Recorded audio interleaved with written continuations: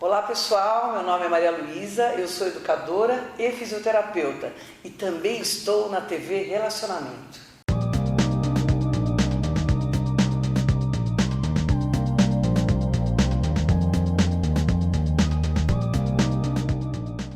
Olá internautas, iniciamos mais um programa Gestão Executiva e hoje é um dos melhores momentos do programa Gestão Executiva, que nós temos aqui o monstro sagrado da oratória, tá? Foi meu professor na década de 80 e me ajudou muito na minha carreira, fora os mais de 50 mil que foram beneficiados com o poder desse homem que tem um carisma fantástico. Reinaldo Polito, gratidão e muito bom te ver mais uma vez. Tá? Eu que agradeço a gentileza do convite, à sua disposição. Obrigado. Reinaldo, conta um pouquinho para os nossos internautas onde você nasceu, um pouquinho da sua trajetória profissional, e a grande curiosidade é você teve um treinamento, como é que você foi desenvolvendo isso e buscando as empresas e fazendo com que essa credibilidade que você tem, ou seja, você comprou primeiro aquilo para você e vendeu essa credibilidade para se tornar um grande campeão. Essa é uma história inspiradora. Eu nasci em Araraquara, no interior de São Paulo, 274 quilômetros da capital. Terra quente. Terra quente. Tanto que o nome é Morada do Sol. Não é não, Polito. Araraquara é Morada do Sol. Não, aquilo lá é slogan da cidade. Isso, então. Araraquara é Toca da Arara. É isso. Em Tupi-Guarani é Toca da Arara. É que faz tanto sol que eles puseram Morada do Sol. Pegou. Se você falar em Arara, ninguém sabe o que é. Mas eu fui pesquisar isso aí, eu tenho amigas, a Zilda Maio mora lá, e um monte de amigos. Zilda Maio. Da Telesp também moram lá. Sim. Né? E toda vez eu falo para eles, olha, se a gente for procurar no dicionário, Araraquara é Toca da Arara. Mas é quente do mesmo jeito. Verdade. Então eu nasci em Araraquara e muito pequenininho vim para São Paulo. Morava no bairro do Tatuapé. Ok. E com menos de 2 anos de idade, é interessante que quando eu conto essa história, a maioria não sabe, porque eu falo o seguinte, que existia na minha casa fogão a gasolina. Você ouviu falar em fogão a gasolina? Não, isso daí também não. Nunca ouviram falar, mas existia. Então era um tamborzinho de gasolina e tinha um caninho que passava atrás da parede, porque o tambor não podia ficar dentro da cozinha se não tinha o cheiro de gasolina. Então ficava atrás e ele ficava num banheiro que ficava na outra parede. E meu pai fazia limpezas periódicas desse tamborzinho para não entupir. E um belo dia eu entrei com ele, sem que ninguém percebesse, eu levei um isqueiro, um tipo binga.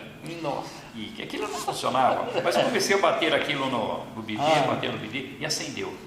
Acendeu, meu pai já tinha tirado a gasolina do tamborzinho e colocado nas latas que estavam lá. Me assustei, joguei, caiu na lata de gasolina, aquelas labaredas todas. Bom, eu fui vítima daquele acidente.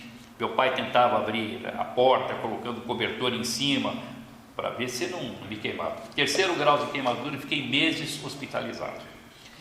E como consequência das queimaduras, eu fiquei mudo. E só depois de muito tempo é que eu voltei a falar totalmente gago.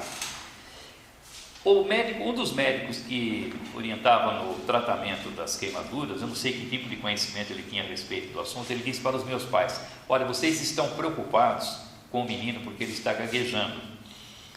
Por que vocês não ensinam uns versinhos, umas poesias? Porque dizia o seguinte, o médico, assim como o cantor que é gago não gagueja quando canta, o ritmo, a cadência da poesia, isso pode melhorar a comunicação do menino. Me ensinaram lá os versinhos, fui fazendo os exercícios, aprendi, não sei se foi isso que resolveu o problema da gagueira ou não, mas a gagueira desapareceu. Muito interessante. Aí escutou e declamou muito poesia e poema, muita poesia. Tanto que aí nós voltamos para Araraquara, e lá no curso primário, tinha aquelas festinhas comemorativas, aquelas festinhas de final de ano, eu ia para a frente dos coleguinhas recitar as poesias, fazer aquilo que eu tinha aprendido. Então os professores incentivavam, os coleguinhas aplaudiam e passei a gostar de fazer aquilo. E naquela época, lá em Araraquara, cidades do interior era muito comum isso. Sim.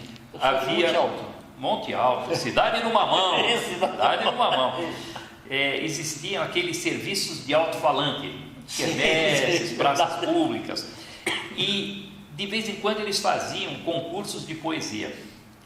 E eu participava desses concursos, ganhei muitos desses concursos de poesia, enfim, gostei da comunicação. Certo. Mas Só que, para os internautas saberem, você ganhava esses prêmios, não era carro nem nada, era um livrinho, um caderninho. Corte de tecido. Era corte de tecido. Fazia aquelas camisinhas com corte de tecido. É bom esclarecer, né? Mas eu não sabia da existência da oratória. E aqui em São Paulo, eu trabalhava no mercado financeiro e um amigo muito querido era muito tímido. Ele era tão tímido que você olhava na direção dele assim, ele ficava roxo de vergonha, ficava vermelho. Entendi. E ele falava que sofria muito com aquilo, que gostaria de resolver, que queria ser uma pessoa mais comunicativa, mais articulada, mas não sabia como. Aí eu descobri que em São Paulo havia um curso do professor Oswaldo Melantônio. Eu nunca tinha ouvido falar nele, lá na Rua Bela Sintra. E que era um curso muito bom, que ajudava a tirar a timidez. Eu falei para esse meu amigo, vamos lá, é uma aula gratuita, não vai pagar nada. Se você não gostar, você não fica. É o chamariz. Falou, se você for comigo, eu vou. Fomos. Ele era tão tímido que ele não ficou. E eu que não tinha nenhum tipo de interesse, não tinha nem pensado no assunto, quando eu conheci o professor Melantônio, conheci a escola dele, a didática dele, eu fiquei encantado com aquilo. Eu me lembro que eu cheguei em casa, virava de um lado, virava do outro lado. Como é que pode existir uma atividade tão bonita como essa e eu não conhecer?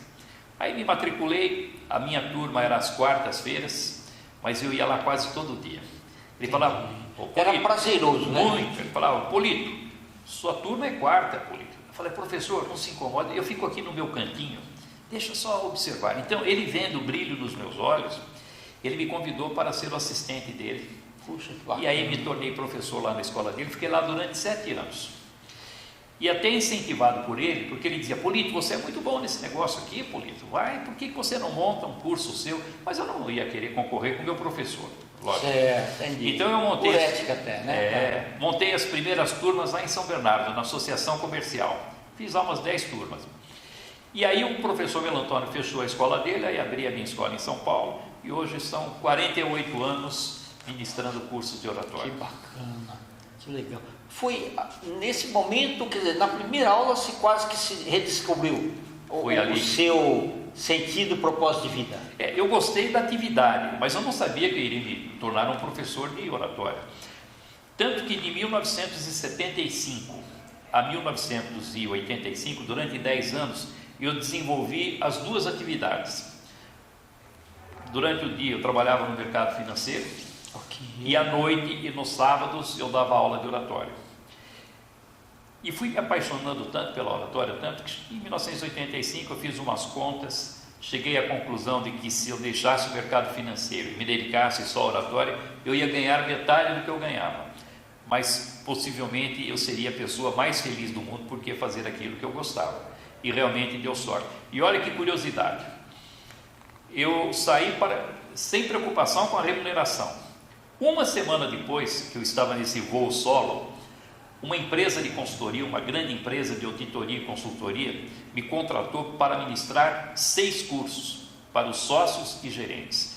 Isso representou o salário de 5 meses no mercado financeiro. Então, eu que saí sem essa pretensão da remuneração, uma semana depois caiu no colo e aí alavancou o curso e eu me desenvolvi mais. Maravilhoso, porque estava escrito nas estrelas que ia acontecer isso, né? Pois é. Ô, Reinaldo, e teve pessoal que você foi ministrar curso, empresa pequena, que o pessoal nunca tinha escutado falar em oratória, né? Teve. E vou dizer um fato curioso, essa pergunta que você faz é muito boa. Porque se você lembrar bem, o meu curso é curso de expressão verbal. Isso. Curso de expressão verbal. Por quê? Porque quando você falava em oratória, algumas pessoas se equivocavam, achavam que era para políticos, para pregadores, enfim. Eu não vou falar em público, não sou político, não vou me candidatar, por que eu vou fazer um curso de oratória? Então, para tirar esse ranço, eu dei o nome, como já existia curso de comunicação verbal, que era do professor Melantônio, né? Isso. Era conhecido o nome. Tinha o curso de comunicação oral, que era do Ademir Ramos. Tá? E então eu coloquei o nome de expressão verbal. foi uma maneira de amenizar um pouco esse ranço de curso de oratória. Então você tem razão. Foi mais assertivo, né? Expressão verbal ou oratória? Não, expressão verbal. Expressão para verbal. as pessoas poderem entender um pouco melhor. Ficava mais leve, mas tinha que explicar. Toda vez que falava, eu sou professor de expressão, eu falava, mas o que você faz mesmo? Não, eu ensino a falar em público. E foi assim. Agora, hoje, nós voltamos. Eu ministro o curso, a Raquel, minha filha, está comigo há 25 anos ministrando cursos. Não só ministrando cursos, como escrevendo os livros comigo também. Perfeito. Eu tenho 34 livros publicados e desses 34, 5 eu escrevi em coautoria com a Raquel. Estamos escrevendo o 6º livro agora. Então nós, de uma certa forma, já adotamos mais o nome de oratória, porque hoje as pessoas entendem melhor aquilo que significa. Verdade. Já aconteceu alguém chegar para você e falar assim, você só dá aula ou você trabalha também? Já aconteceu? Isso acontece muito. Acontece muito. Porque o que acontece? Uns porque não veem assim o professor como uma atividade profissional. E outros veem a minha atividade como sendo tão prazerosa, porque fazemos isso com muita alegria, com muita descontração, com muito entusiasmo. Então as pessoas me falam, esse aí não está trabalhando, esse está se divertindo. E a hora do trabalho, o que é que você faz para ganhar a vida? Então tem isso mesmo. Assim. Perfeito. Ô Reinaldo, e você, ao longo do tempo, você foi vendo que Darwin estava certo, né? Não são nem os mais fortes, nem os mais inteligentes, mas aqueles que foram se adaptando às mudanças, né? Ou seja, não foram todos os seus alunos que chegaram a brilhar, né? Assim, o que ocorre é o seguinte: para ser um orador daqueles que arrebatam multidões, ele tem que ter uma centelhazinha. Acho que sim, é verdade. Tem que ter por exemplo, ser um Brizola, um Jânio Quadros, um Carlos Lacerda. Tanto que você começa a citar, são alguns que você vai lembrar. É verdade, é. Agora, fazer uma pessoa, por exemplo, um executivo participar de uma reunião, falar com desenvoltura, com desembaraço, com eficiência, aprovar o projeto que ele está levando ali na sua apresentação, fazer com que aceitem a proposta que ele está expondo. Isso todo mundo pode fazer. Qualquer pessoa, por maior que seja a dificuldade, ele vai aprender a se posicionar bem, a gesticular de uma forma eficiente, a projetar bem a sua voz, a concatenar o raciocínio, a ter uma linha de argumentação persuasiva. Todas as pessoas com boa vontade conseguem se desenvolver, conseguem se aperfeiçoar e ter um bom nível de comunicação. Aí depois que aprendeu, aqueles que têm a centelha, tem alunos aí que estão voando há muito tempo. São alunos que se destacaram dos demais, porque aprenderam as técnicas de comunicação, eles se desenvolveram, mas encontraram dentro deles mesmos um potencial que pode ser aflorado depois. Ok. Ou seja, agregar aquilo como sendo uma ferramenta propícia, né, para alavancar o sucesso. E tem mais, algumas pessoas têm essa centelha, falam bem, mas aí quando vão fazer o curso, descobrem que elas poderiam ser melhores, mais competentes, mais eficientes, a partir de uma orientação técnica. Eu me lembro quando o Roberto Jefferson me procurou para fazer o curso.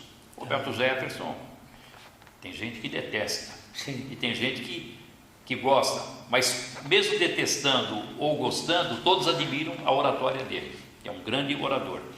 E quando ele apareceu, eu falei, ô Roberto, o que você está fazendo aqui, rapaz? Você é o cara, todo mundo quer falar como você é o exemplo. Ele disse o seguinte, olha Polito, você faz isso há mais de 40 anos, eu tenho certeza que você vai dar umas dicas e que essas dicas vão melhorar muito a minha comunicação. Então, a partir daqueles pontinhos, ele que tinha uma comunicação desse tamanho, ele passou a crescer um pouco. Mas essa diferença pode ser aquilo que a pessoa precisa para se destacar ainda mais. É o focinho do cavalo na chegada. Ok, verdade. E que muitas vezes faz toda a diferença. Toda a diferença, exatamente. Você vê, às vezes, os políticos concorrem em uma eleição e um ganha, perde, por uma diferença pequena. Pode ser que essa diferença da vitória ou da derrota tenha acontecido num discurso que ele fez, numa comunicação, numa conversa, numa entrevista, pode fazer toda a diferença. Ah, sim. Aquela vez que o Kennedy ganhou do Nixon, foi naquele debate lá que... Foi. O Nixon estava muito cansado naquele debate e ele falou com o semblante pesado, estava meio amarfanhado, aquela cara triste, enquanto que o Kennedy estava inteiro, porque ele havia se preparado muito bem para aquele debate, gravata em ordem, falando com firmeza. Então, quem assistiu do outro lado viu na figura do Kennedy um vencedor e viu na figura do adversário, do Nixon, um derrotado, um perdedor. Então, dizem os analistas, muitos estudos foram realizados a partir daí, que aquele debate em que eles participaram fez toda a diferença na vitória do Kennedy. Perfeito. Ô, Reinaldo, eu quero que você volte outras vezes, tá? Porque você tem... Mas começamos a entrevista. Muito conteúdo. Mas eu quero que você volte outras vezes, né? Eu queria que você deixasse uma mensagem para os nossos internautas, aqueles que estão desejosos ainda por estudar na sua escola, que para mim é uma academia fantástica. Obrigado. Tá? E que você continue projetando aí tantos profissionais aí, e os seus contatos também. Tá certo, muito obrigado. O contato é extremamente simples, que é o Instagram, que é o melhor de todos, é o mais fácil, @Polito. @Polito. Entrando no Instagram, tem ali vídeos com dicas de comunicação, tem textos que eu escrevo, eu deixo ali também para que as pessoas possam ler, e todas as dúvidas que as pessoas têm sobre comunicação, entre em contato pelo Instagram, que eu dou a resposta e faço isso com muito prazer. E a mensagem que eu deixo àqueles que estão assistindo, que têm problemas de comunicação, têm inibição, ou gostariam de se desenvolver ainda mais, não existe nenhuma pessoa com boa vontade, com disciplina e empenhada, que não consiga superar os seus problemas de comunicação. Se não puder fazer um curso, que seria o ideal, leia um livro. Agora eu lancei junto com a minha filha Raquel, Os Segredos da Boa Comunicação no Mundo Corporativo. É o livro mais atual que nós temos, Segredos da Boa Comunicação no Mundo Corporativo. Tem tudo sobre comunicação pessoal, comunicação corporativa e comunicação à distância. Quem tiver interesse tem esse livro aí. Muito obrigado pelo convite. Perfeito. É um prazer estar com você aqui. Obrigado. E revê-lo depois de tantos anos, né? Verdade. Tá bom. Vida longa e próspera. Para todos nós. Muito obrigado. Perfeito. Internautas, com os agradecimentos então a esse fantástico profissional, professor Reinaldo Polito, nós finalizamos mais um Gestão Executiva. Grande abraço e até a próxima.